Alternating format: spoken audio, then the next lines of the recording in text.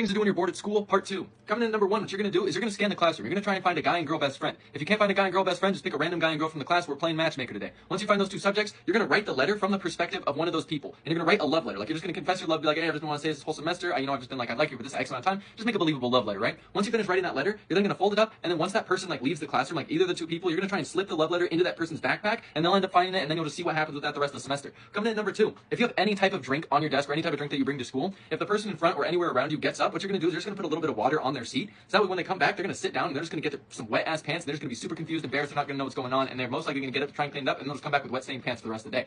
Coming in number 3, you're going to need to have a class with a friend, and a friend that you know the passcode to their phone for this, right? Or you can just try and swipe someone's phone when it's open, but it's just a lot easier if you know the passcode. You're going to need to swipe their phone at some point, and once you swipe it, you're going to go up into the settings of their phone, and you're going to go to the autocorrect settings. And hopefully this friend is in a relationship. If they're in a relationship, normally people just change like babe and bae to like bitch or just hoe, something like that. We are not doing that. We're changing it to a completely different female's name. So whatever their girlfriend's name is or their boyfriend's name is, switch that name to a different person's name of that same gender, and then just switch it to a different name for like babe, baby, all those, just switch it to some random person's name. So every time they go to text their spouse, they're just going to get fucked over with it every single time, no matter what word they say. And then you're also going to go and change anything from mom, mama, any of that, you're just going to change to bitch. So every time they text their mom, it's going to call her a bitch, and then their mom's going to get mad at them. Coming in number 4, this one I like to call the door game. What you're going to do is you're going to go into the parking lot of your school, and you would be absolutely flabbergasted and shocked as to how many people are stupid enough to leave their car doors unlocked at school.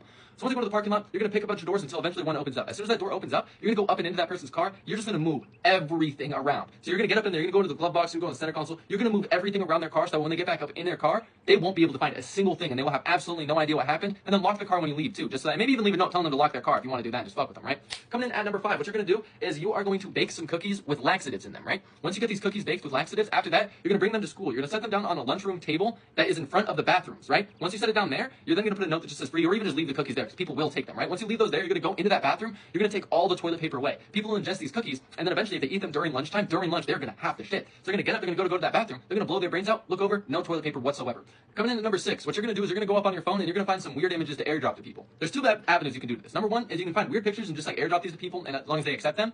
Or you can find pictures of people and take pictures of people in your class. Then you can then airdrop the pictures of those people to that person. They'll accept it, get images downloaded to their phone. It's just a picture of them sitting in class. They'll be like, what the fuck? They'll start to look around. That's when you airdrop a second picture that just says meet reveal in 5 minutes or just something weird like that. And just watch them start tweaking the fuck out, thinking about get flashed. Just a picture is going to get airdropped to them. It's just a dick pic or something. I don't even know.